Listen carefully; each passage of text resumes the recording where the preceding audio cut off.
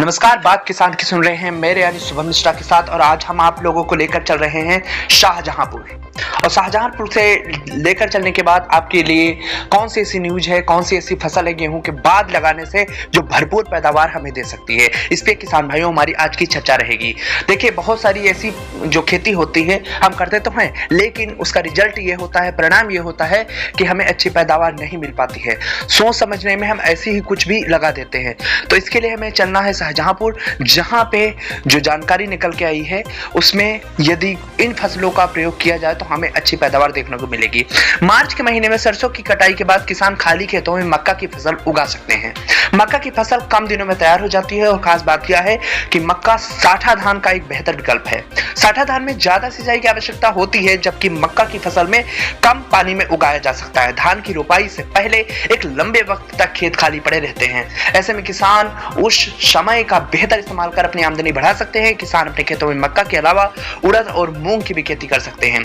कृषि विज्ञान केंद्र नियामतपुर के प्रभारी डॉक्टर NC त्रिपाठी ने बताया कि इन दिनों किसानों के लिए मक्का की फसल लेना बेहद ही उपयोगी हो सकता है, क्योंकि 90 से 95 दिनों में ये तैयार भी हो जाती है और मक्का की फसल बेहद कम लागत में आती है, जिससे किसानों को एक अच्छा मुनाफा मिल सकता है।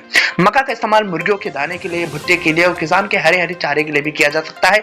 मक्का की फसल साठा धान की जगह पे एक बेहतर विकल्प है, क्योंकि इसको पानी की कम खपत में तैयार किया जा सकता है। अच्छा उत्पादन ले सकते हैं किसान यदि मक्का को पकाकर या कच्चा फिर हरे चारे के तौर पर भी बेच सकते हैं। यानी तीनों तरीके बेहद ही अच्छे हैं। अगर बात की जाए मक्का पे, इन बातों का बहुत ध्यान देना चाहिए यदि किसान भाई मक्का लगाने का फैसला ले रहे हैं। मक्का की बुआई के लिए सबसे पहले खेत को उचित नमी रहते डिस्क हैरो से अच्छे से जोत कर तैयार कर ले। उसके बाद लाइन से लाइन की दूरी करीब 60 सेंटीमीटर से लेकर 20 सेंटीमीटर से लेकर 25 सेंटीमीटर रखना है। यानी 60 सेंटीमीटर और पौधे से पौधे की दूरी लगभग 20 से 25 सेंटीमीटर रखना है। और मक्के का बीज लगा दें। जरूरी है कि बीज लगाते समय बीज को पहले शोध लें। 1 किलो बीज की शोधन करने के लिए 2.5 ग्राम कार्बेंड एंजाइम का इस्तेमाल कर सकते हैं। कार्बेंड एंजाइम एक प्रकार का फफूंदीनाशक फंगीसाइड होता है, इसका इस्तेमाल आप कर भी सकते हैं। इसका कोई नुकसान नहीं है किसान भाई, ये एक अच्छी चीज है। बीज का शोधन करने के लिए फसल में बीमारी नहीं लगेगी।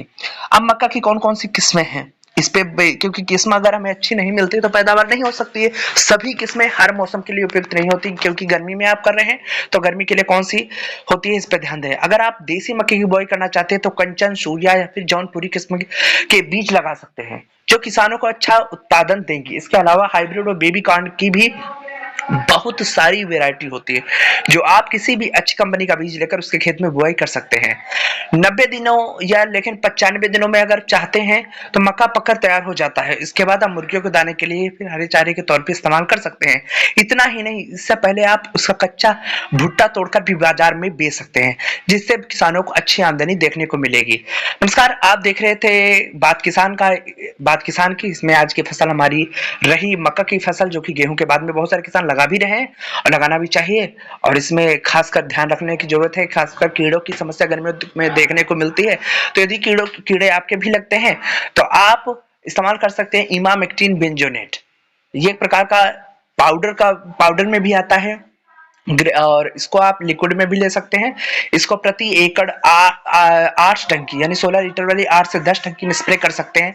अगर यदि कीड़े ज्यादा हैं तो आप हर टंकी में मात्र 20 से 30 ग्राम नमक भी डालकर स्प्रे करेंगे तो बहुत अच्छा रिजल्ट आएगा। आपको वीडियो हमारी कैसी लगी हमें जरूर बताइए। देखते रहिए बात किसान की, सुनते रहिए बात किसान की, गाँव जिंदगी रिव्यू पर। धन्यवाद।